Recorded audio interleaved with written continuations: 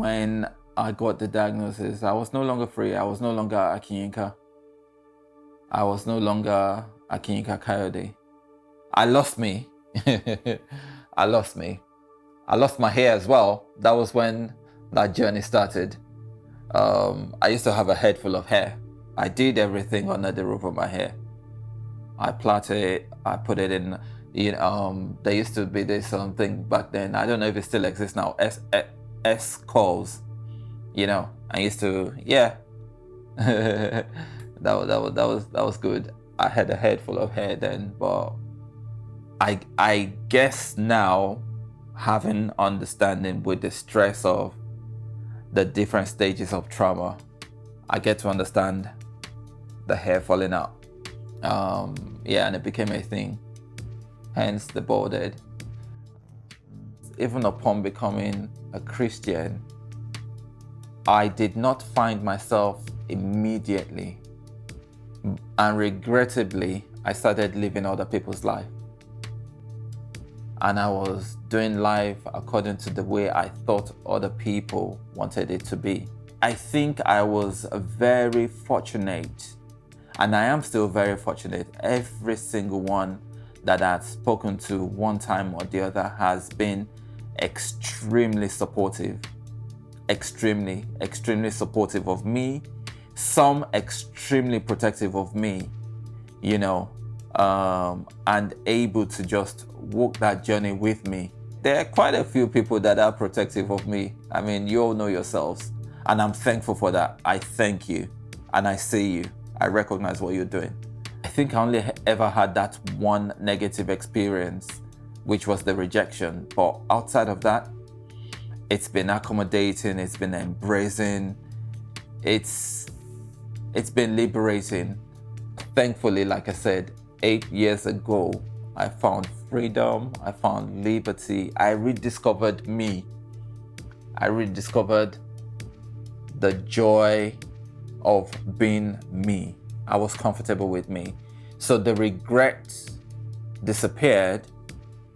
It then became a journey of rediscovering and just doing life on a highway into victory.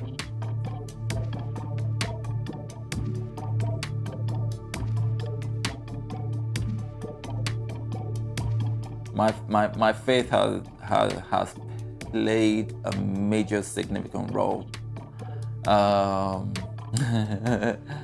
Being cheeky, without faith it is impossible to please God.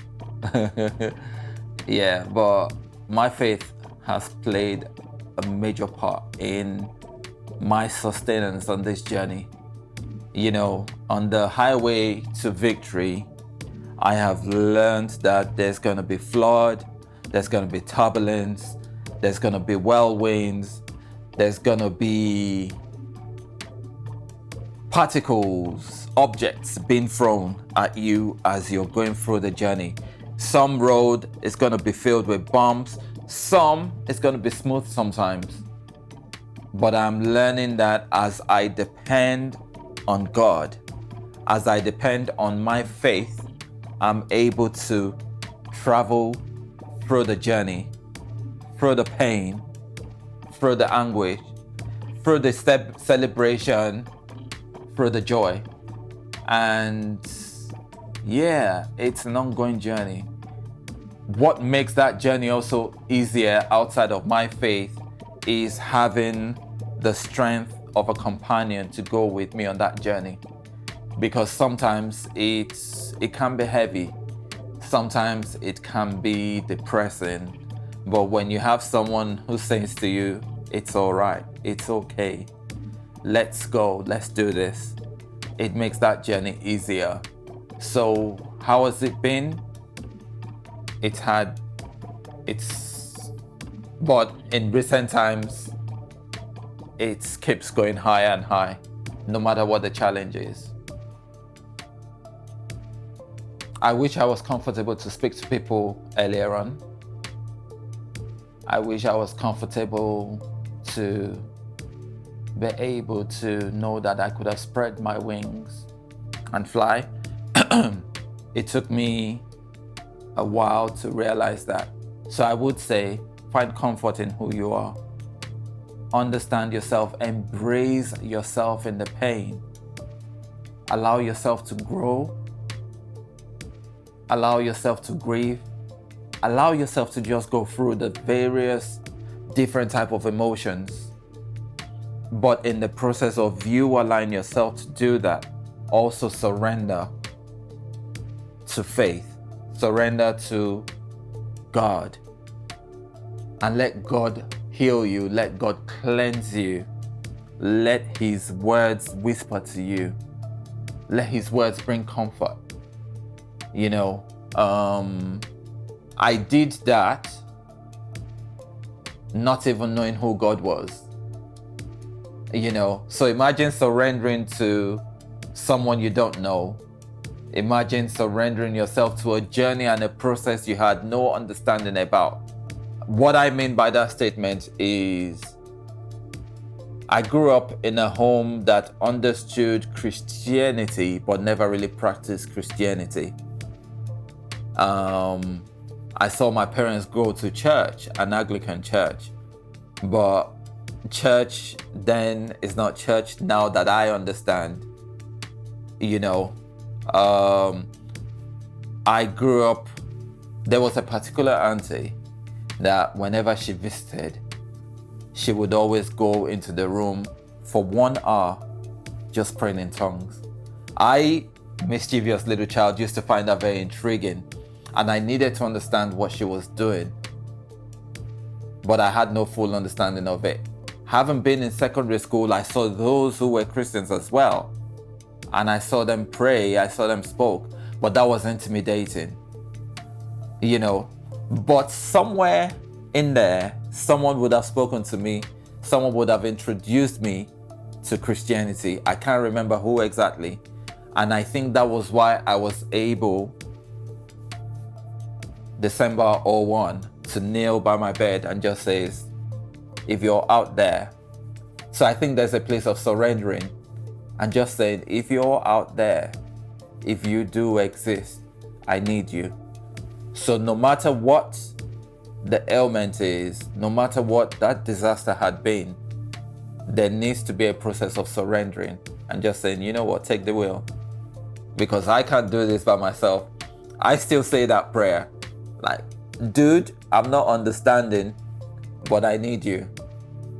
So yes, be ready to surrender, be ready to go on a journey, not necessarily knowing the end, but knowing that every step you go, there's a scripture of mine, or there's a part in the Bible that I do like. It says, let your word be a lamp unto my feet and a light unto my path.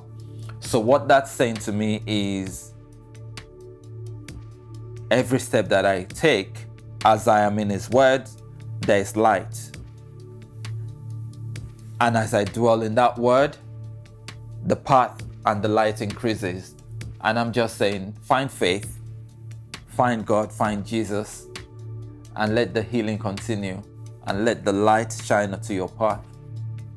You know, and just find someone to talk to. It works.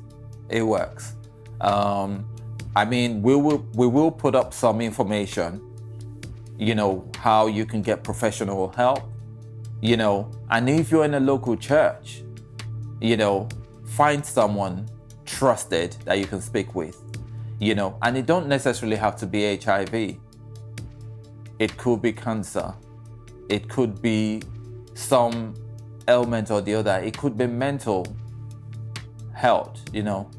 Find someone to talk to, and we'll put some details up for you of places you can go to, people you could speak to, who would be able to go through that journey with you. What were the different healing stages that you went through? Different healing stages that I went through. A lot. A lot. I went from healing of guilt. I went from healing of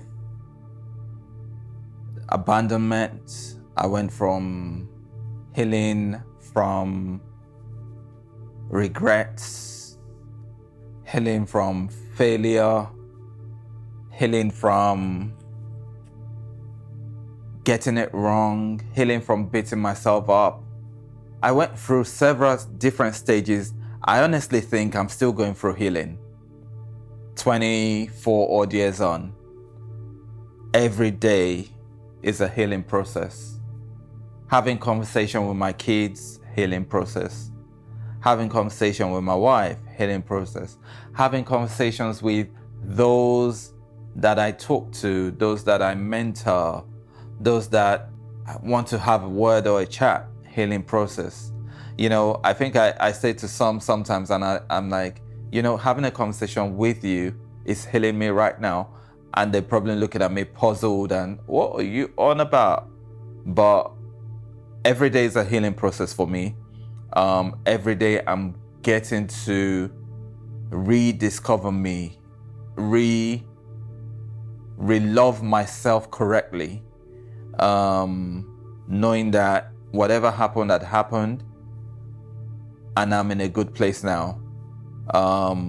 Knowing that I'm delivered by God, knowing that I'm set free and I'm operating from a place of liberty. You know, those are my guiding words right now. So yes, my healing process has different stages to it, and I'm still going through those stages.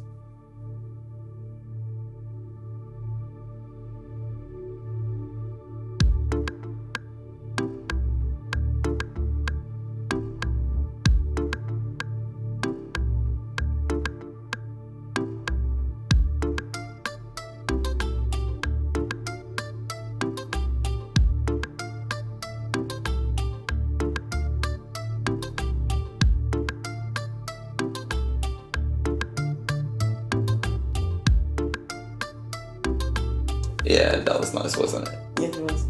Well done. Until we have to write a story again.